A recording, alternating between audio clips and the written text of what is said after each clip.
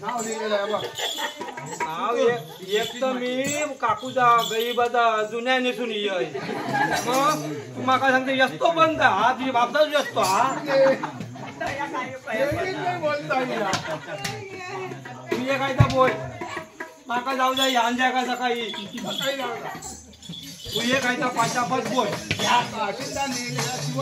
अरे बोला आता कोण आले ते